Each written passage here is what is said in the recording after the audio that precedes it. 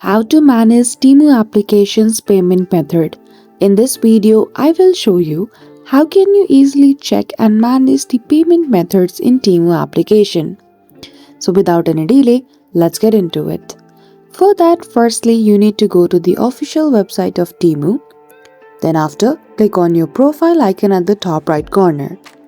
Once you click on it, you will be directed to a screen where you see a long menu by your left hand side.